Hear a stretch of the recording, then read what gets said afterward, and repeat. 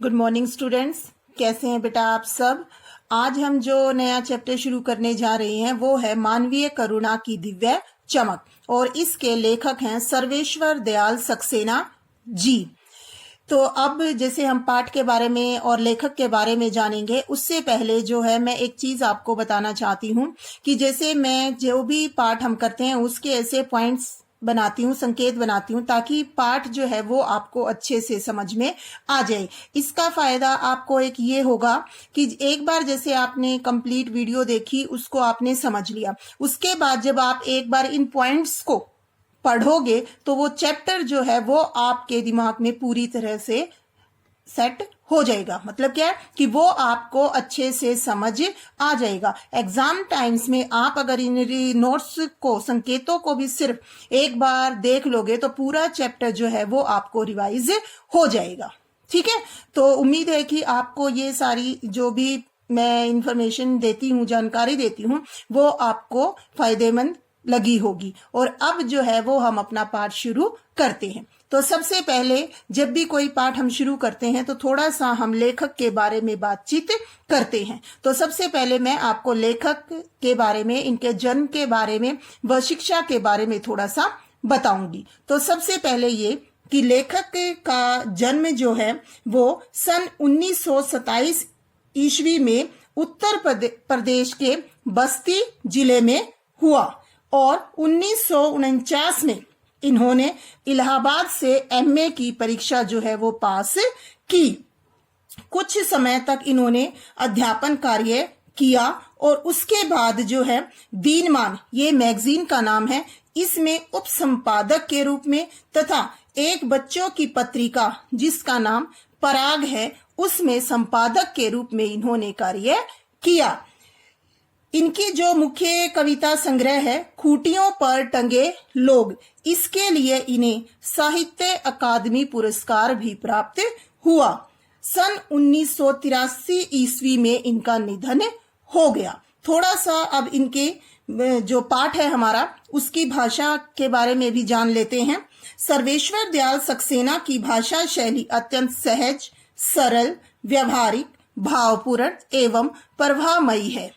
इसमें लेखक ने जो फादर कामिल बुल्के हैं उनसे संबंधित कुछ अंतरंग, मतलब जो उनके आपसी निजी प्रसंग थे, उनको उजागर किया है। लेखक ने फादर से संबंधित अपनी स्मृतियों को अत्यंत सहज रूप से जो है हमारे सामने प्रस्तुत किया है। जो मानवीय करुणा की दिव्य चमक पाठ है, इसमें लेखक ने इसे संस्मरण शैली में लिखा है।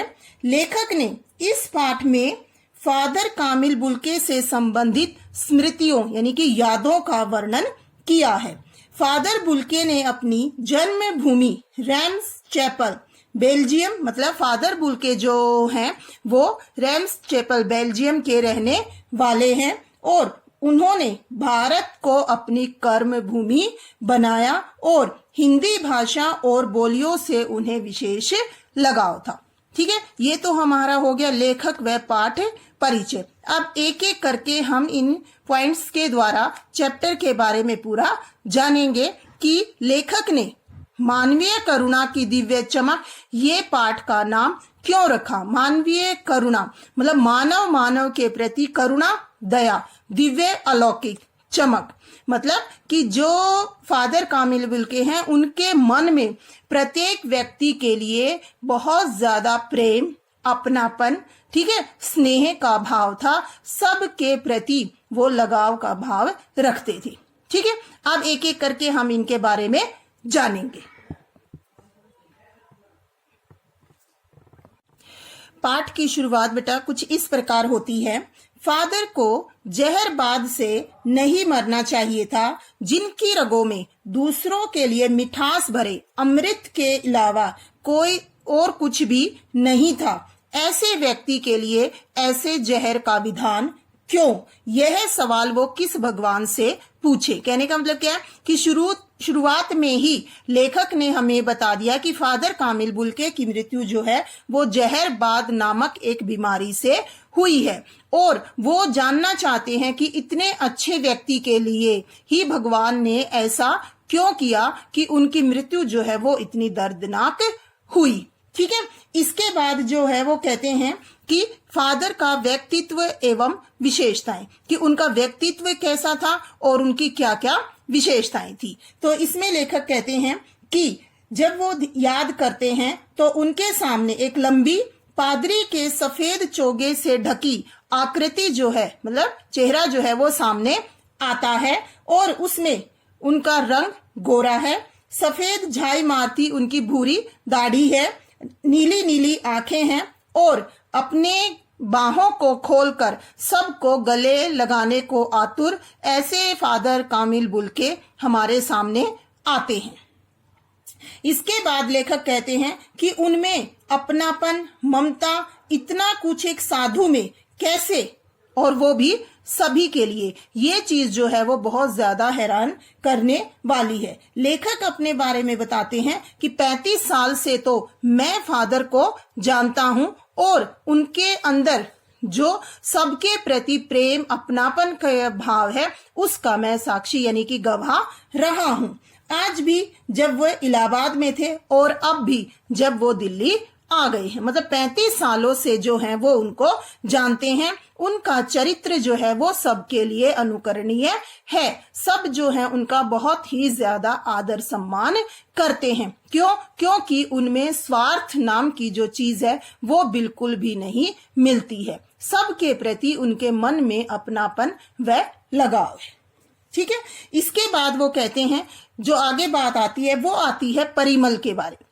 परिमल जो है एक समूह का नाम है जिसको हम साहित्यिक समूह भी कह सकते हैं। ठीक है, इसमें जो लेखक हैं वो और उनके कुछ साथी मित्र हैं जो मिलकर, ठीक है, अपनी विचार गोष्ठियां आयोजित करते हैं। विचार गोष्ठियां मतलब कोई कविता लिखी है, कोई कहानी है, कोई उपन्यास है, इस पर इस समूह के लोग जो हैं वो अपनी अपनी राय देते हैं। और इसके एक सदस्य जो हैं वो फादर कामिल बुल्के भी हैं। वो लिखते नहीं हैं, लेकिन इनके द्वारा लिखी गई रचनाओं को बड़े ध्यान से पढ़ते हैं, उसको समझते हैं, और फिर उस पर बिना किसी डर के, बेबाक मतलब बिना किसी डर या झिझक के वो अपनी राय भी देते हैं। इसके बाद वो कहते हैं कि इलाहाबाद व फादर की यादों का सिलसिला व लेखक से मिलना।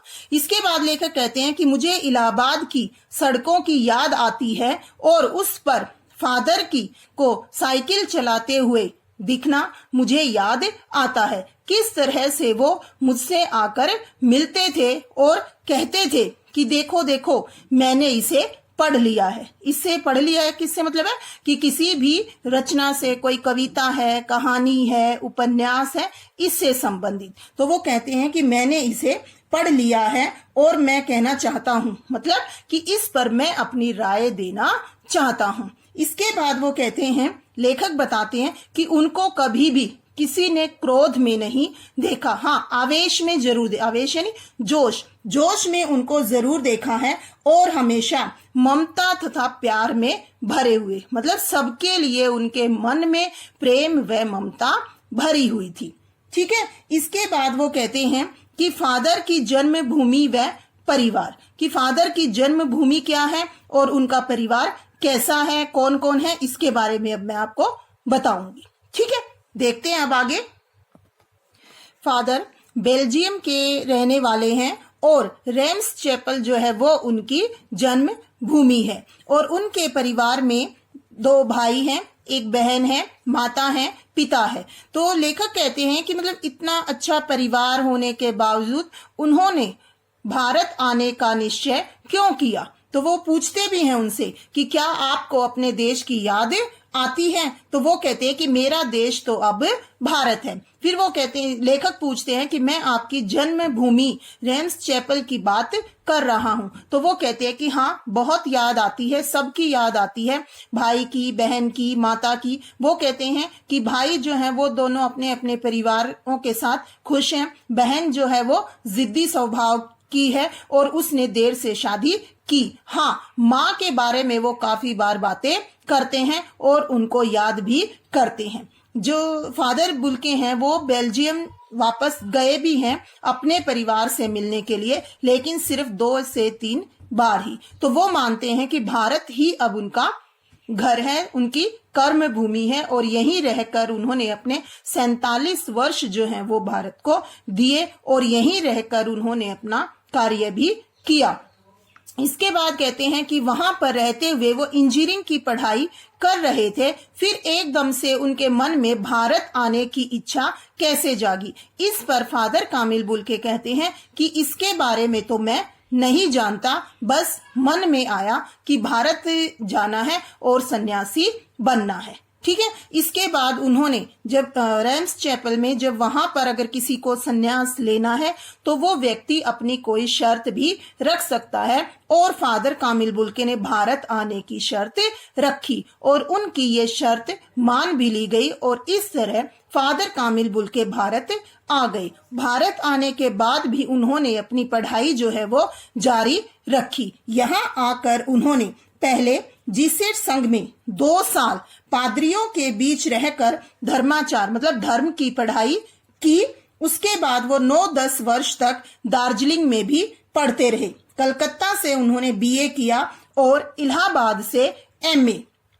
उन दिनों डॉक्टर धीरेन्द्र वर्मा जो हैं वो हिंदी विभाग के अध्यक्ष थे और उन्होंने हिंदी विभाग में रहकर ही अपना शोध कार्य भी पूरा किया। ठीक है। इसके बाद वो कहते हैं कि भारत जो फादर हैं वो संकल्प से सन्यासी थे, मतलब कि एक बार अगर किसी से रिश्ता बना लिया तो उसे तोड़ते नहीं थे। ठीक है। मतलब ऐसा कौन साधु करता है कि एक बार अगर किसी से मिल लिए, चाहे फिर बारिश है, आंधी है, तूफान है या ऐसा कुछ भी परिस्थिति हो, वो उस व्यक्ति से मिलने जरूर आते थे। और इसके लिए लेखक जो है वो अपना उदाहरण देते हैं। वो कहते हैं कि फादर जब भी दिल्ली आते थे तो मिलकर जरूर जाते थे, चाहे कैसी भी परिस्थिति क्यों न हो। तो इसके लिए वो लेखक कह रहे हैं कि ऐसा कौन सन्यासी करता है। वो संकल्प से सन्यासी थे कि एक बार जिससे रिश्ता बना लिया उससे तोड़ते नहीं थे। ठीक है। अब आगे देखिए।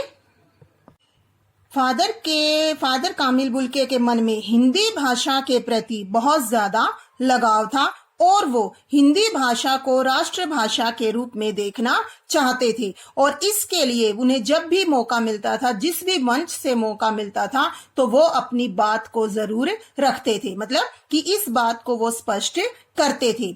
और दूसरा सबसे बड़ा दुख उन्हें कब होता था, जब हिंदी भाषी लोगों द्वारा ही हिंदी भाषा की उपेक्षा की जाती थी, मतलब उसका तिरस्कार किया जाता था एक तरह से हिंदी भाषा का, तब उन्हें बहुत ज्यादा दुख होता था और इसीलिए वो हमेशा अपना दुख जो है वो इसके लिए प्रकट भी करते थे। तो इसमें लेखक कहते हैं कि एक विदेशी द्वारा हिंदी भाषा के प्रति इतना लगाव देखकर उन्हें बहुत अच्छा लगता है और ज्यादातर जब भी उन्हें कभी मौका मिलता अपनी बात रखने का तो वो हिंदी भाषा में ही रखते और साथ ही साथ उसे राष्ट्रभाषा के रूप में देखने की अपनी इच्छा जो है वो भी लोगों के सामने प्रकट करते।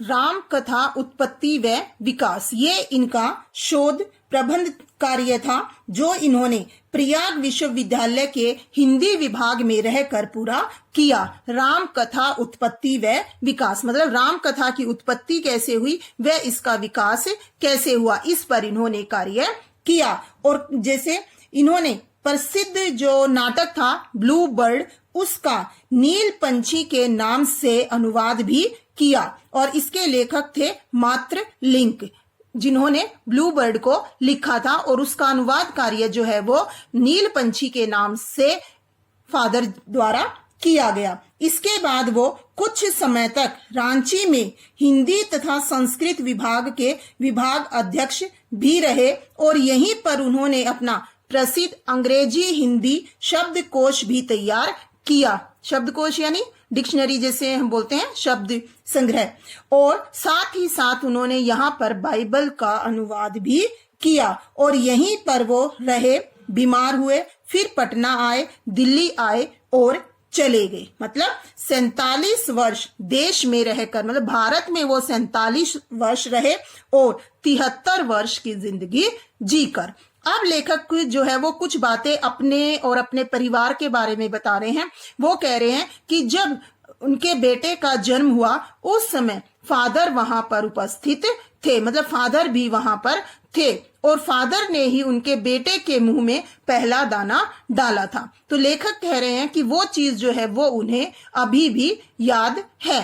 दूसरा वो कह रहे हैं कि जब उनके बेटे व पत्नी की मृत्यु होती है उस समय भी उनके फादर के द्वारा कहे गए जो सांत्वना, हिम्मत, हौसले वाले शब्द थे वो उनके मन में एक अजीब सी और सुकून देने वाली शांति भर देते हैं। मतलब अपनों को खोने का दुख जो है उस समय लेखक को था, लेकिन फादर के द्वारा कहे गए शब्द जो है वो उन्हें उस दुख से लड़ने की हिम्मत देते हैं।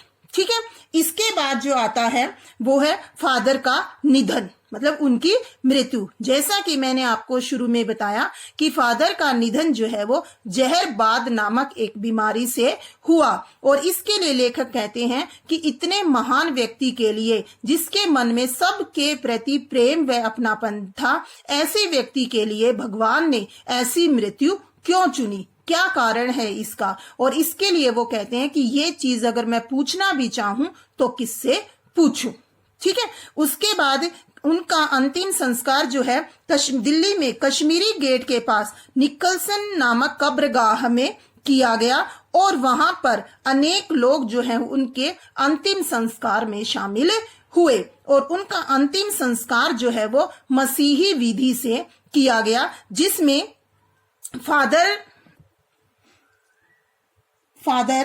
सेंट जेवियर्स के रेक्टर फादर पास्कल ने उनके जीवन और कर्म पर श्रद्धांजलि अर्पित करते हुए कहा था, फादर बुल्के धरती में जा रहे हैं, इस धरती से ऐसे रत्न और पैदा हो। मतलब कि उनके बारे में कहा है कि वो फिर से धरती माँ की गोद में जा रहे हैं और धरती माँ से और भी ऐसे रत्न जो है, ऐसे व्यक्ति जो है वो पैदा हो। और इसी पर डॉक्टर सत्य प्रकाश ने भी अपनी श्रद्धांजलि दी और उनके अनुकरणीय जीवन को नमन किया। फिर उनकी देह को कब्र में उतार दिया गया। उसके बाद एक जो मुख्य बात लेखक हमें कह रहे हैं वो है नम आंखों को गिनना, शाही फैलाना। इसका मतलब क्या है कि जैसे विदेशी व्यक्ति है, भारत में आए, इतने सालों तक रहे, सबसे इतना अच्छा रिश्ता बनाया, लेकिन लेखक कह रहे हैं कि मुझे यकीन नहीं था कि इस व्यक्ति की मृत्यु पर इतने लोग शामिल होंगे। तो मतलब उस समय जो उनकी मृत्यु पर रोने वाले लोगों की कोई कमी नहीं थी और इसीलिए वो कहते हैं कि उन सबके नामों का इसमें विवरण देना मतलब क्या है, पेज भरना है, यानी कि शाही फैलाना है। तो मुख्य मुख्य नाम जो है वो उन्होंने इसमें दिए भी है। जैनेन्द्र कुमार, विजेंद्र कुमार, अजीत कुमार, डॉक्टर निर्मला जैन, मसीही समुदाय के लोग, पादरीगण, उनके बीच में और भी प्रसिद्ध विज्ञानी शिक्षक डॉक्टर सत्य प्रकाश और डॉक्टर रघुवंश जी भी, मतलब बहुत ज्यादा लोग जो हैं वो उनके अंतिम सफर में उनके साथ शामिल थे। और इसीलिए लेखक कहते हैं कि ऐसे व्यक्ति जो सबके प्रति मन में प्रेम है, अपनापन है, ऐसे व्यक्ति जो हैं उनके लिए रोने वाले लोगों की कोई कमी नहीं होती। और इसके लिए एक लाइन और वो कहते हैं कि फादर को याद करना एक उदास शांत संगीत को सुनने जैसा है। मतलब कि जब हम दुखी होते हैं तो हम ऐसी कोई चीज चाहते हैं जो हमें आराम दे, सुकून दे, तो फादर को याद करना भी उसी के समान है। अब आगे जो आखिर में हमारी बात आती है मानवीय करुणा की दिव्य चमक और देवदार के पेड़ के समान छायादार व शीतल फादर बुल्के। लेखक ने उनके लिए ये नाम ही क्यों रखा कि क्योंकि उनके मन में सबके प्रति अपनापन, प्रेम, दया, सहानुभूति, ठीक है, वात्सल्य का भाव जो है वो हमें हर कहीं दिखाई देता है। और वो कहते हैं कि किसी ने भी इनके बारे में ऐसा नहीं सोचा होगा कि ये व्यक्ति इतना प्रसिद्ध होगा। दूसरी चीज वो कहते हैं कि इस तरह हमारे बीच से वह चला गया जो हम में से सबसे अधिक छायादार, फल फूल, गंध से भरा और सबसे अलग, सबका होकर सबसे ऊंचाई पर मानवीय करुणा की दिव्य चमक में लहलहाता खड़ा था। मतलब एक ऐसा पेड़ जिसमें छाया व उस सबको शीतल करने की क्षमता थी। ऐसे कौन थे? फादर कामिल बुल्के। और हम सबके मन में भी, लेखक कह रहे हैं कि हम सबके मन में भी जो उनके निकट थे, मतलब जो उनके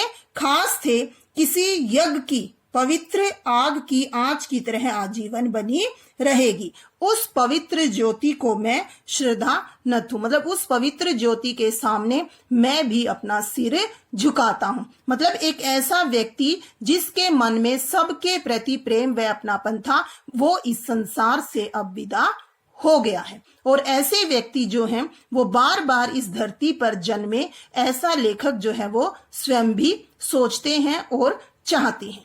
ठीक है, उम्मीद है बेटा आपको ये चैप्टर समझ में आया होगा। फिर भी अगर आपको किसी चीज का डाउट है तो आप मेरे से पूछ सकते हैं। ठीक है, thank you, have a nice day.